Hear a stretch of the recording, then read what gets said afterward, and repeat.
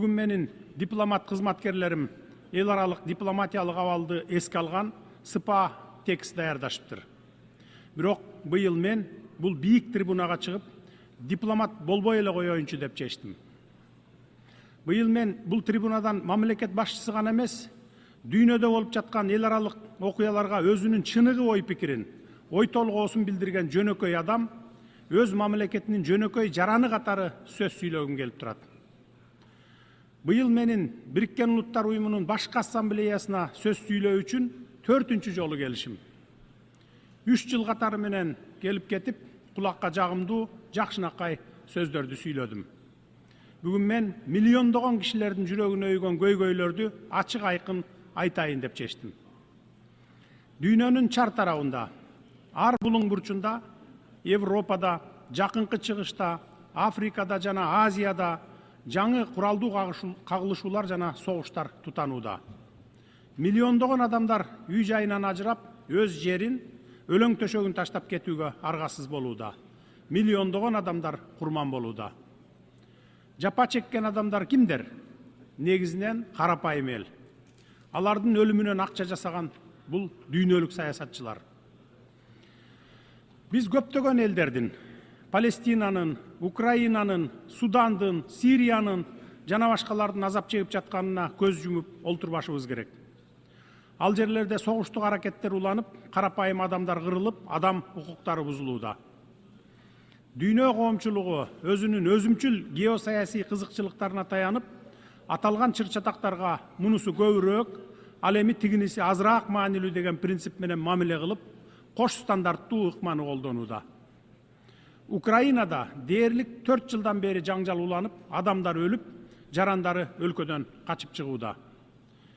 Биз АКШ президенти Дональд Трамп менен Россия президенти Владимир Путиндин Украинадагы жаңжалды жөнгө салууга багытталган аракеттерин жана чечимдерин колдойбуз. Биз буга кызыктарбыз. Анткени Россия Украина жаңжалынан улам биз дагы жапа чегип жатабыз. Бир тараптуу санкциялар бизге, жаңыдан бутуна туруп келе жаткан өлкөгө да кесепетин тийгизүүдө. Кыргызстан экономикасын өз алдынча чыңдоого күчүрөп аракеттенип келебиз. Андыктан негизсиз санкцияларды өлкөнүн ички иштерине кийлигишүү катары жана жаңыдан бутуна туруп келе жаткан экономикабызды төбөсүнөн ылдый басуу деп баалайбыз. Мен дайыма айтып келгем жана дагы бир жолу кайталаймын. Кыргызстан өзүнүн эл аралык милдеттенмелерин ар дайым так аткарып келген жана аткара беребиз. Бирок биз жарандарыбыздын кызыкчылыгын, өлкөнүн экономикалык өнүгүүсүн курмандыкка чала албайбыз. Кыргызстанга карата жарыяланган санкциялар айрым бейөкмөт уюмдар жана кара ниет жарандарыбыз тарабынан жайылтылган жалган маалыматтарга негизделген. Кыргызстан банктардын ишмердүүлүгүн кылдат текшертирүү үчүн көз карандысыз эл аралык аудиттерди кабыл алууга даярбыз. 2024 жылы Европа Бирлигинин өлкөлөрү Россия менен 141 миллиард долларга соода жүргүзсө, анын 36 миллиард доллары Россиядан импорттолгон товарлар болгон. Ал эми биздин эки банкка каршы санкция жарыялаган Британиянын өзү 2024 жылы Россия менен 2,2 миллиард долларга соода жүргүзгөн. Ачык айтканда, кимдир бирөөлөр өз алдынча кызматташуу мүмкүнчүлүгүн өзүмчүлүк менен өзүнө калтырып, өз кызыкчылыктарын коргоп, башкаларга тыюу салган. Бул көрүнүштү кантип атоо керек? Өзгөдөн бир нерсе талап кылаардан мурда өзүң башкаларга үлгү бол деген сөз. Бизге Россия менен кызматташпагыла деген талап коесуңар дагы өзүңөр кеңири кызматташып жатасыңар. Бизди силерге караганда Россия менен көптөгөн экономикалык байланыштар бириктирип турат. Ошондуктан экономикалык жактан алганда Россия менен кызматташпай кое албайбыз. Биз башкалар менен тирешүүнү каалабайбыз. Биз дээрлик бардык өлкөлөр менен кызматташып, көп векторлуу саясат жүргүзүп жатабыз.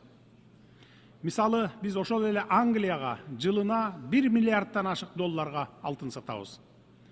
Менин өлкө президенти катары биринчи милдетим жарандарымдын жана өлкөмдүн коопсуздугун камсыз кылып, экономикалык абалын жогорулатуу. Биз экономикалык кызматташтыкты жана сооданы саясатташтырууга каршыбыз. Ошондуктан эки банкыбызга салган санкцияларды тез арада алып салууну талап кылабыз. Урматтуу айымдар жана мырзалар, Бириккен Улуттар Уюмунун башкы катчысы буга чейин Газа тилкесин миңдеген балдардын көрүстөнү деп мүнөздөгөн. Газадагы согушту жана үрөй учурган окуяларды токтотуу үчүн дагы эмне кылуу керекпиз? Биз Газа тилкесиндеги аяосуз кагылышуулардын айынан эбегейсиз жоготууларга учурап жаткан Палестина элине тилектеш болушубуз керек. Бүткүл дүйнөнүн көз алдында өтүп жаткан адамчыдагыс трагедияга кайдыгер карабашыбыз керек. Биз палестиналыктарга каршы геноциддин токтотулушун жана Бириккен Улуттар Уюмунун эл аралык соту тарабынан эл аралык соттук иликтөөнүн башталышын талап кылабыз. Менин өлкөм ар дайым зордук зомбулуктун жана терроризмдин бардык көрүнүштөрүн кескин айыптайт. Анын ичинде 2023 жылдын 7 октябрындагы Израилге террорчулардын кол салууларын дагы айыптайбыз. Андай террорчуларды катуу жазалоо керек. Бирок терроризмге каршы күрөшүүнүн, террорчуларды жок кылуунун өз ыкмалары, жол жобосу бар да. Ошол ыкмалар менен күрөшүш керек эле. Андай террорчулардын кесепетинен миллиондогон жөнөкөй жарандар, жаш балдар кырылбаш керек эле.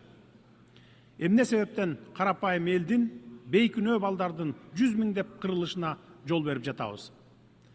Тынычтыкты орнотуунун бирден бир жолу эки эл үчүн эки мамлекет принцибин ишке ашыруубуз керек.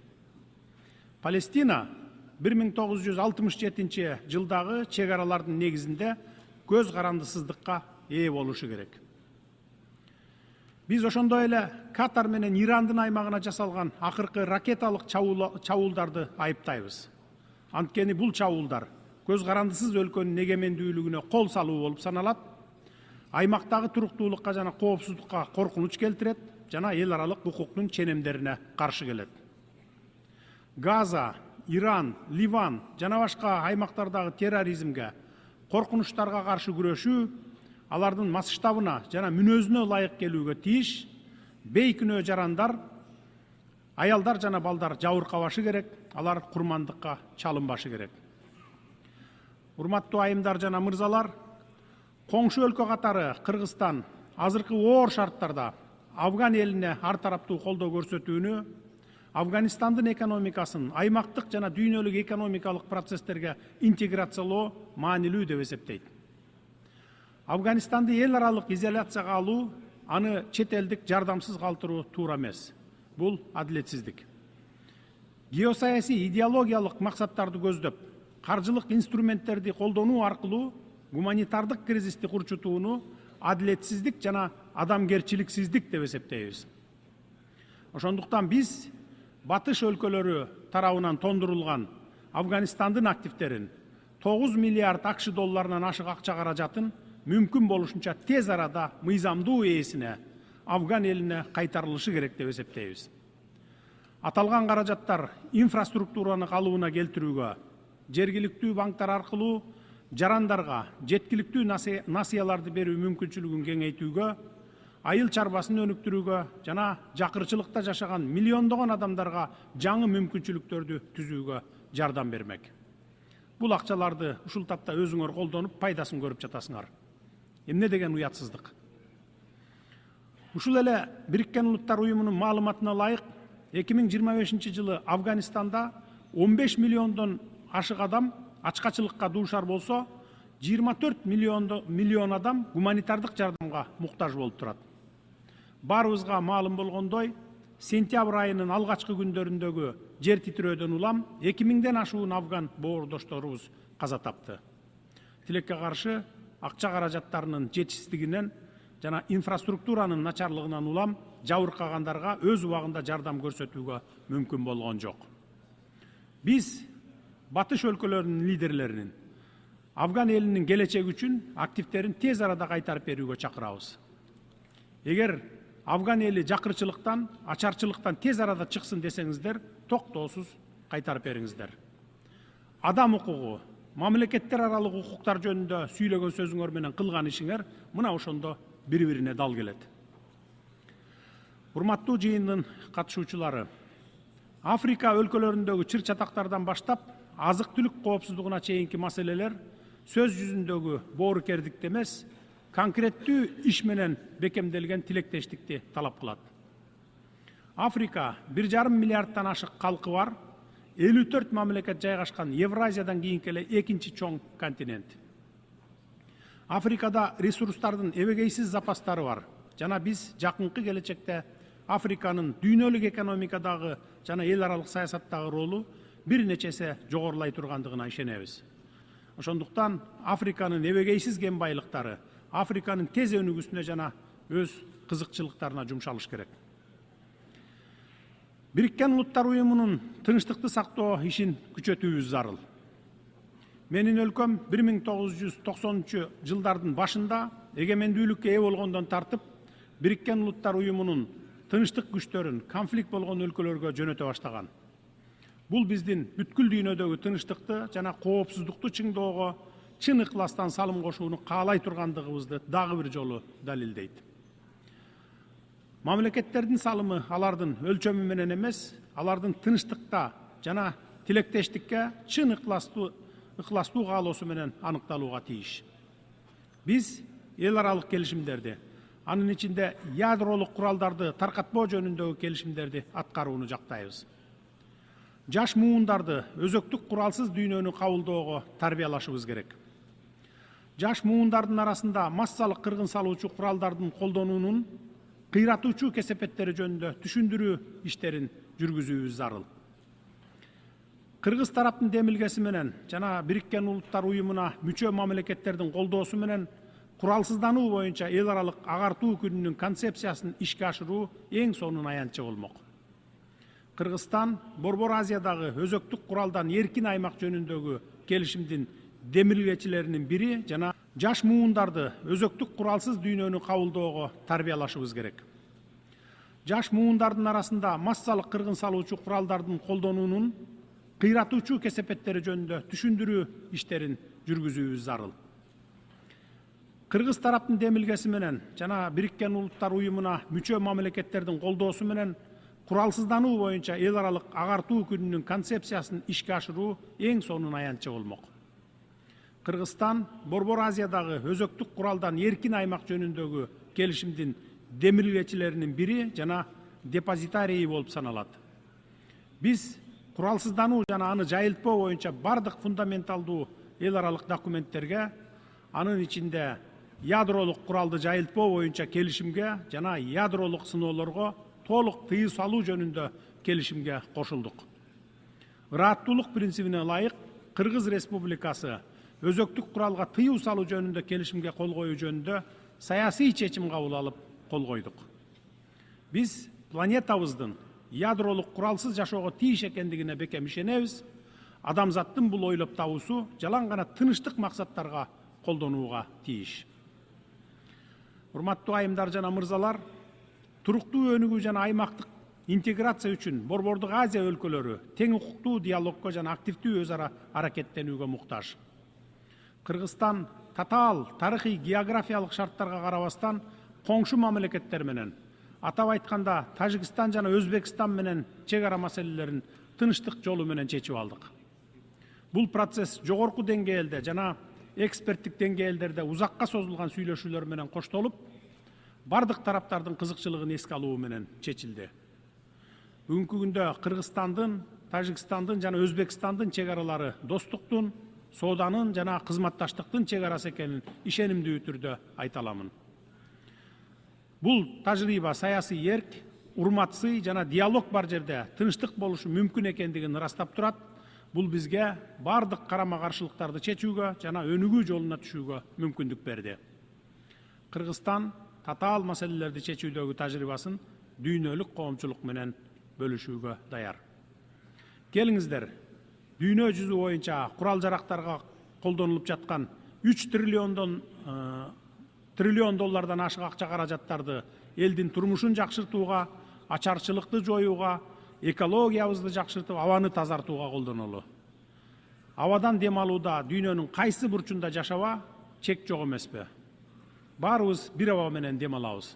Ошондуктан кимдин куралы күчтүү деген жарышуу менен эмес, кайсы өлкөнүн жаратылышы, кайсы өлкөнүн абасы таза деген жарышуу менен жашоого баарыңыздарды чакырып кетет элем. Урматтуу достор, климаттын өзгөрүүсү бүгүнкү күндө биз күбө болуп жаткан чындык. Кургакчылык, мөңгүлөрдүн эриши, экосистеманын өзгөрүшү, биологиялык ар түрдүүлүккө карата коркунучтар алдыбызда турат. Кыргызстан бул өзгөрүүлөр өзгөчө таасир эте турган тоолуу өлкө. Биз азыртадан эле суу ресурстарынын азайышын, айыл чарба жана биологиялык ар түрдүүлүккө тиешелүү коркунучтарды башыбыздан кечирип жатабыз. Кыргызстан деңизге чыгууга мүмкүнчүлүгү жок болгонуна карабастан, эл аралык экологиялык демилгелерге активдүү катышып, глобалдык экосистемаларды коргоого багытталган келишимдерди колдоодо олуттуу роль ойной алат. Кыргыз Республикасы бир системанын эки уюлу болгон тоолордон океанга чейин деген жаратылыш системаларынын өз ара байланышынын таанууну жактап келет. Анткени океандардын келечеги тоолордун чокуларынан башталат. Бул контекстте биз деңиздеги биологиялык ар түрдүүлүк жаатындагы келишимди ратификациялап, ушул келишимге кошулган алгачкы 60-тан ашуун мамлекеттин катарына кирдик. Кымбаттуу достор, Бириккен Улуттар уюмунун башкы катчысы Даг Хаммершельд өз убагында таамай айткандай, Бириккен Улуттар уюму адамзатты бейишке алып баруучу үчүн эмес, адамзатты тозоктон сактап калуу үчүн түзүлгөн деген сөзү бар. Бүгүнкү күндө бул сөздөр мурдагыдан да актуалдуу. Уюм согуштун үрөй учурган азаптарынан жаралган, бирок кызматташтыкка, диалогко жана сый-урматка болгон ишенимдин аркасында жашап келе жатат. Бүгүнкү күндө анархияга жана бир тараптуу чечимдерге каршы калкан катары көп тараптуу системаны сактоо жана өнүктүрүү мурдагыдан дагы маанилүү. Заманбап чакырыктарга жана коркунучтарга адекваттуу эл аралык жаңы механизмдерди түзүү зарылдыгы быжып жетилди. Биздин уюм өзгөрүүлөргө муктаж жана бул учурдун талабы азыркы реалдуулук. Ушул контекстте биз Бириккен Улуттар уюму 80 аталышындагы Бириккен Улуттар уюмунун системасын реформалоо боюнча башкы катчынын аракеттерин колдойбуз. Мындан тышкары, Бириккен Улуттар уюмунун Коопсуздук кеңешинин ишин өркүндөтүү жана реформалоо убактысы келди. Азыркы учурда Бириккен Улуттар уюмунун Коопсуздук кеңешинин 15 мүчөсү дүйнөнүн бардык мамлекеттеринин тагдырын иш жүзүндө чечип жатышат. Алардын биргелешкен позицияга келүүсүнөн согуш менен тынычтык, коопсуздук жана туруктуулук маселелери көз каранды. Мындан да маанилүүсү, Коопсуздук кеңешинин туруктуу 5 мүчөсү туура эмес, адилетсиз чечимдерге ар дайым бөгөт коюу мүмкүнчүлүгүнө ээ. Кыргызстан Коопсуздук кеңешинин өркүндөтүү боюнча керектүү чараларды көрүүнү зарыл деп эсептейт жана бул чаралар көпчүлүк мамлекеттердин кызыкчылыгын эске алышы керек. Ушуга байланыштуу Бириккен Улуттар уюмунун Коопсуздук кеңешинин реформалоонун бардык маселелери боюнча ыкчам жана компромисстүү чечимге жетишүү абдан маанилүү. Бул реформа универсалдуулук, кеңири географиялык өкүлчүлүк принциптерине негизделип, Бириккен Улуттар уюмунун мүчө мамлекеттеринин колдоосуна ээ болуусу зарыл. Кыргызстан Африкалык мамлекеттердин Коопсуздук кеңешине мүчө болуу укугун кеңейтүүнү жана тарыхый теңсиздикти жоюу аракетин мыйзамдуу жана адилеттүү деп эсептейт. 60-тан ашык мүчө мамлекет, алардын ичинде Кыргызстан да эч качан Коопсуздук кеңешине шайланган эмес, ошол эле учурда кээ бир мамлекеттер 5-6 жолудан шайланышкан. Бул адилетсиздик деп эсептейбиз. Урматтуу делегация мүчөлөрү, Кыргызстан дүйнөдөгү тынычтыкты, коопсуздукту жана туруктуу өнүгүүнү камсыздоодо өз салымын кошууга умтулууда. Дүйнөдөгү чакан мамлекеттердин маселесине Бириккен Улуттар уюмунун көңүлүн буруу максатында Кыргызстан 2027-2028 жылдарга Бириккен Улуттар уюмунун Коопсуздук кеңешинин туруктуу эмес мүчөлүгүнө өзүбүздүн талапкерлигибизди көрсөттүк. Ар бир мамлекет Коопсуздук кеңешинин мүчөсү болууга жана дүйнөдөгү тынчтык менен коопсуздукту сактоого өз салымын кошуу мүмкүнчүлүгүнө ээ болууга тийиш. Биз Коопсуздук кеңешине олуттуу маселе сунуштай турган тажрыйбасы бар мамлекеттердин катарына киребиз деп ишенимдүү түрдө айта аламын. Биз эл аралык укукту, адилеттүүлүктү, адам укуктарын коргоону бекем карманабыз жана өз ара урматтоого, кызыкчылыктардын балансына жана келечек муундардын жоопкерчилигине негизделген көп тараптуу системаны колдойбуз. Урматтуу айымдар жана мырзалар, учурдун чакырыктары жалпыбызга тиешелүү жана аларга карата жоопторубуз да бирдиктүү болушу керек. Айткан сөзүбүз менен ишибиз дал келүүсү кажет. Биз аракетсиздикке жол бербешибиз керек. Дүйнө аракетти талап кылат. Планетабыздын келечеги баарыбыздын жалпы жоопкерчилигибиз.